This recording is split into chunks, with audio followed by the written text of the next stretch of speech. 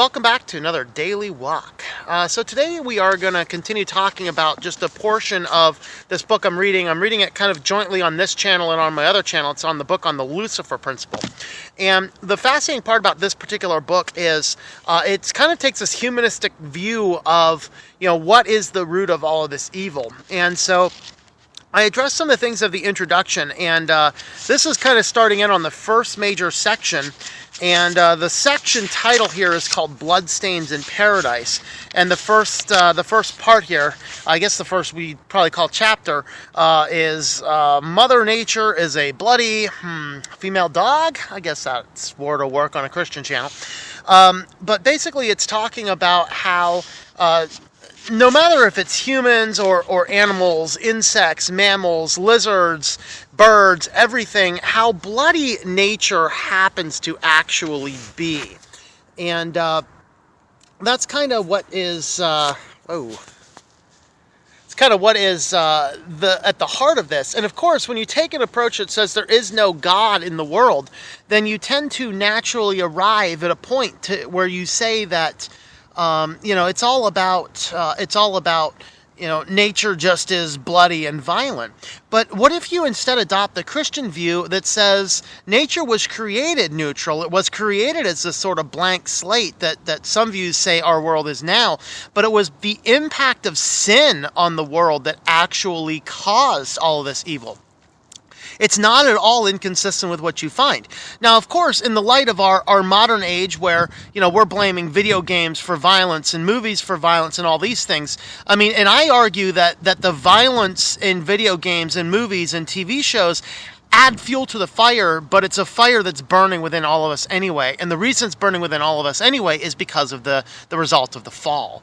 And they go through here, and his first argument in this chapter is simply that it's not the cultural things, it's not the Western civilization, it's not the agriculturalism, it's not the consumerism, it's not the capitalism, it's not the video games, it's not the TV that's causing this. It's just this is how nature is what the author is arguing. And of course he goes into detail looking at how animals behave, how insect colonies behave, lizards, all these types of things. And we finally get this culminating point in the concluding parts of the chapter where he's talking about first is I don't know how to pronounce something with an exclamation point in the name, but I'm going to call it the Kung. It's explanation K-U-N-G. Apparently is this South African tribe of people that don't even do agriculturalism. They are exclusively hunter-gatherers. And what the anthropologists originally thought is that this group of people had no violence in their system at all. And they're like, this is like perfect peace. At last, we've discovered it's simply Western culture. Only to find out that their murder rate was higher than that of New York City or maybe even Chicago or something.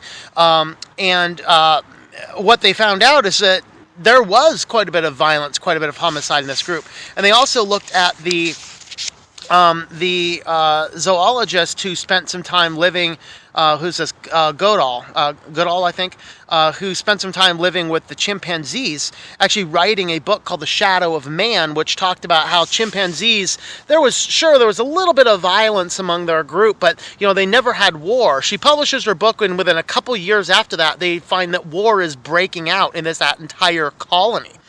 And basically, the culminating point in the chapter, he ends with this. So the tendency towards slaughter that manifested itself in the Chinese Revolution is not the product of agriculture, technology, television, or materialism. It is an invention of an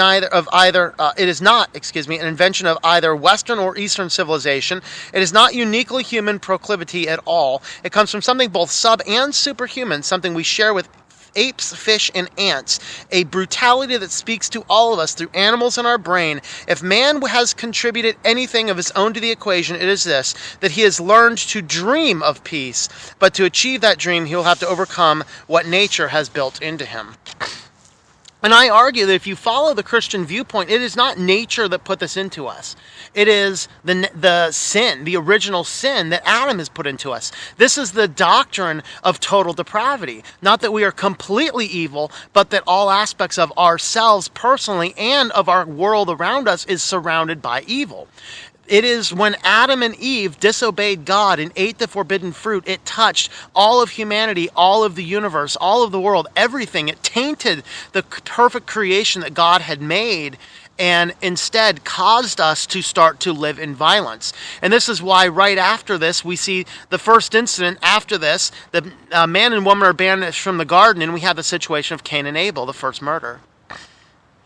And this is the type of stuff that breeds through mankind, and it became so violent of a world that God wiped it all out. But wiping out the world is not to redeem it. So he did that with the flood, and then he recreated everything, and then the people wouldn't even follow the simple command of spread throughout the whole world and create. No, they instead united into one colony at Babel under Nimrod and produced a culture that again was violent, was against God. Had wars and fights. And this is why God went down into Babel in chapter 11 in Genesis and confused the language so that the people would do the very thing he commanded them to do, to spread throughout the whole world, to be fruitful and to multiply.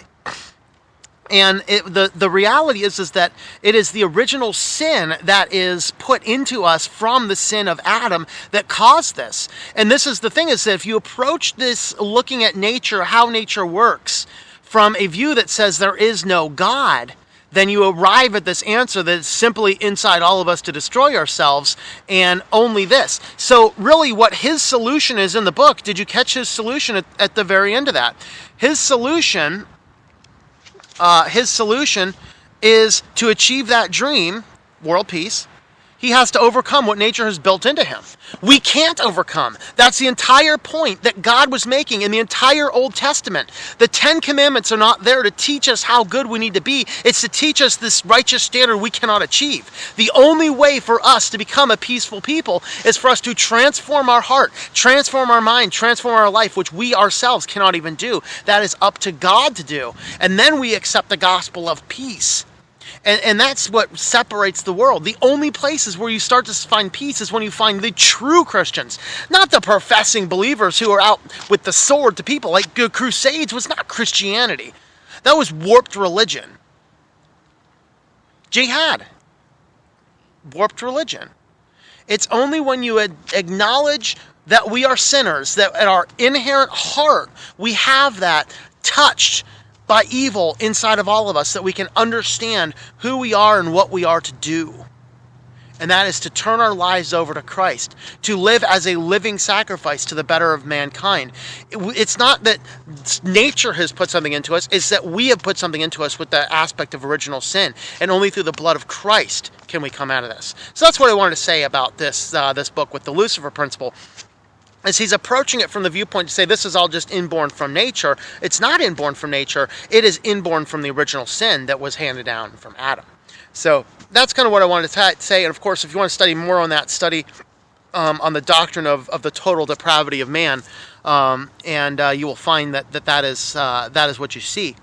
So with that, thanks for watching this daily walk. You can help support the channel at ourwalkinchrist.com/support. I do have some books, Testing and Temptations and Art of Shallow Neighboring, both available on Amazon as paperback or as digital books. And if you check out ourwalkinchrist.com, you can get full information, links directly to those, etc., etc. So thanks for watching, and I hope that you enjoy your daily walk in the Lord.